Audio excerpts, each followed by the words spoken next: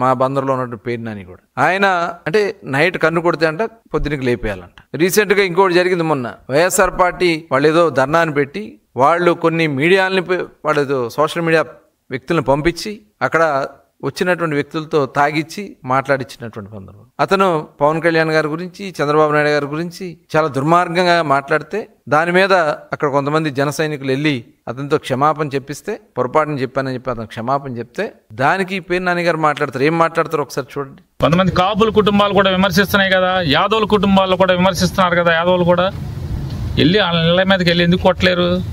రజకుడు కాబట్టి, లోకువ ఒంటరి కుటుంబం కాబట్టి వీళ్ళ దగ్గరికి వెళ్తే మిమ్మల్ని తొంపులుగా కాళ్ళు కీళ్ళు ఇరిచేస్తారు కాబట్టి మీ రౌడీజాన్ని తీసుకెళ్లి శ్మశానంలో పాతేడతారు కాబట్టి వాళ్ళు ఇళ్ళకి వెళ్ళరు. చూశారు కదా, కులాలు మంచిన రెచ్చగొట్టే కార్యక్రమాలు.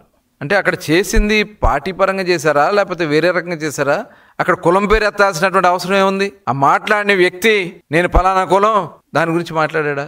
కానీ ఇక్కడ కులాలు తీసుకొచ్చి ఆ కులాల పేరుతో లబ్ధి పొందాలనే దుర్మార్గమైనటువంటి వ్యక్తులు పేర్ని నాని, జగన్మోహన్ రెడ్డి. ఇవాళ నేను అడుగుతా ఉన్నా, ఇదే రజక కుటుంబాలకు సంబంధించి పేరు నాని గారు మాట్లాడారు కాబట్టి ఇదే రజక కుటుంబాలకు సంబంధించి మచిలీపట్నంలో ఆయన ఎమ్మెల్యేగా ఉన్నప్పుడు అక్కడ ఉన్నటువంటి వాళ్ళు ఇళ్ళన్నీ కూడా పీకిచ్చేసి వాళ్ళ మీద దాడి చేసి అప్పుడు రజకులు గుర్తు రాలేదా? ఇవాళ ఏంటంటే రాజకీయాల కోసం ఏదైనా మాట్లాడచ్చు, ఏదైనా చేయొచ్చు. ఇంత ఒక బఫూన్ లా తయారయ్యాడు పేరు నాని, బందర్ బఫూన్.